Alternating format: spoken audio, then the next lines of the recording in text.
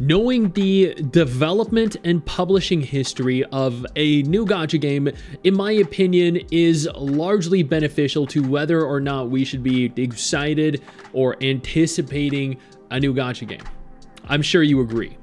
If developers are known to make largely predatory games, then you probably shouldn't be excited because their new games are going to be largely predatory as well. If developers and publishers have a track record of shutting games down rapidly after critical failure, then that means if their newest game is also a failure or not living up to their expectations, it's probably likely that they're going to shut this game down equally as fast. So we can look at the history of a studio and determine whether or not we should be excited for a new game. Now, you might be wondering to yourself, okay, cool, Stix, thank you for that lesson.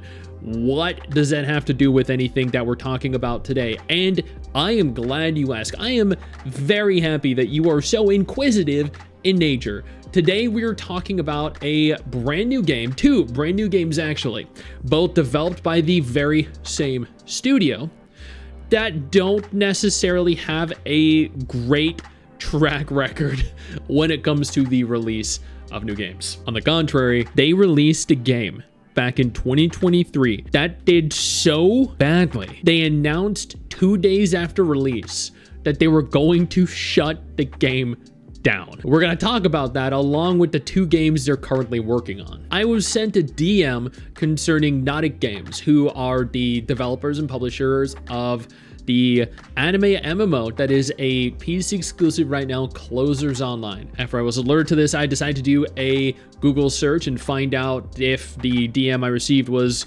accurate or not. The South Korean developer Naddic Games has two new projects in development according to a recent company profile. The status of both projects is unclear since Naddic was acquired by Happy Tuck in September 2024. The games in question, Closers Dimension Conflict. This is a combat, massively multiplayer action RPG with a cel-shaded anime-inspired art style. The game runs on a self-developed engine named NKX. And then separately, they have another game called New Blood Jianghu, an RPG that was listed alongside Closer's Dimensional Conflict in a recent company profile. No other details about this game have been released. Now, they further elaborate by stating that in September 2024, the Taiwanese publisher Happy Tuck acquired Naddic Games. This acquisition may impact the development timelines and specifics of announced projects. They are, however, going to continue, despite the acquisition, to develop updates and content for Closers, as indicated by a letter from the newly appointed PD in September 2025. These are two brand new action RPG. Well, one of them is a brand new action RPG. The other is probably going to be relatively similar since their entire history has been action RPGs. And honestly, I am concerned. The reason I'm concerned, Closers RT New Order is shutting down on July 14th, a week after release. Closers RT end of service. How bad did they fuck this game that it only lasted 2 days?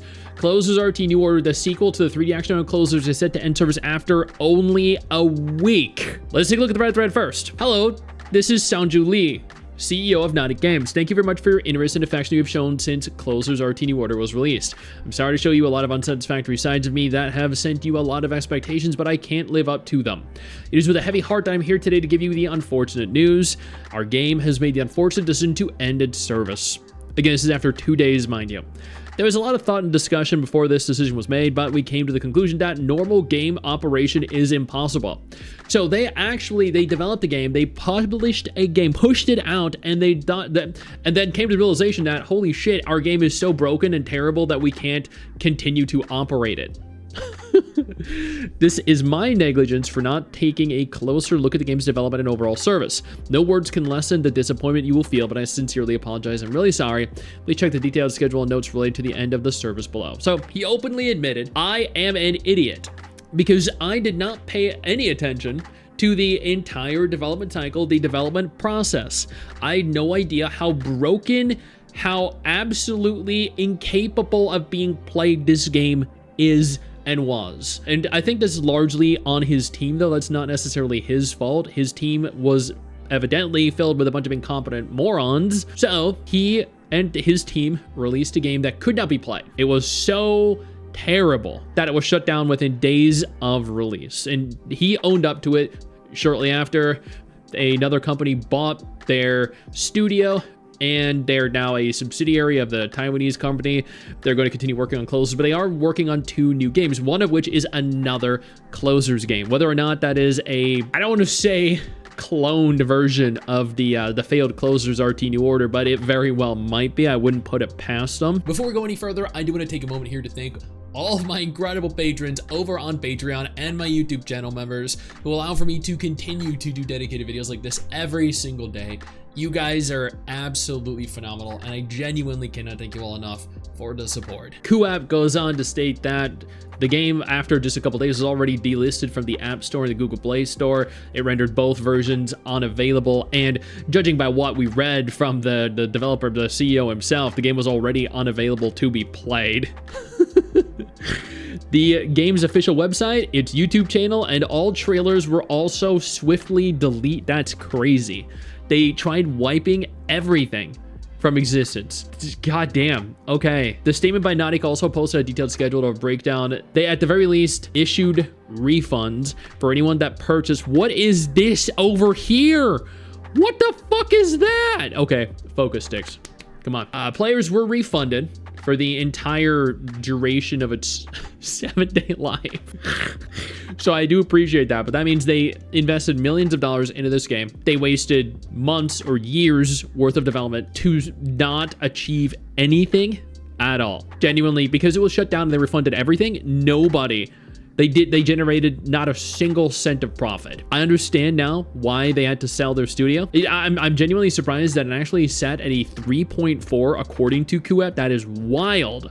I would have thought this game would have been, you know, at least how it was perceived from the public, a critical failure, but apparently not. What were people saying on Reddit though? Is this a world record? I mean, it's got to be close. Imagine putting in all the work it takes to launch a game for this to be its fate.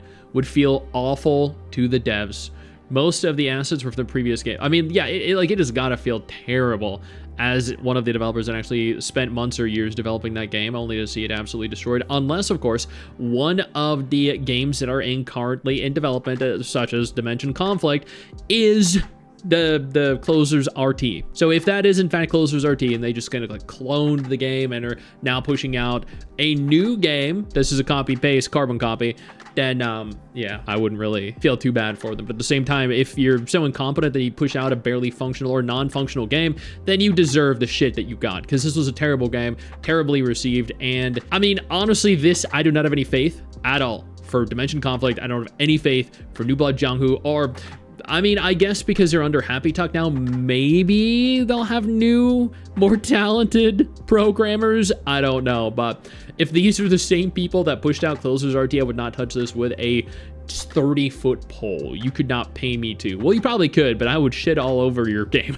Goddamn. This is why you do a little bit of research into the history of a studio before deciding whether or not you should play a game. Because in this instance, you shouldn't be. This game, the marketing for the game, the entire development process for this game was an absolute critical failure before it even released. Holy crap. I know you think that you just hit the end of the video, and technically, yeah, you have. And I know your first reaction is to close out of it at this juncture, but don't. No, instead, I urge you to take a moment here and click one of the videos on screen that are coming up in just a moment, so you remain up to date with everything going on in the gacha genre. Trust me, you're not going to regret doing so. Stay flaccid.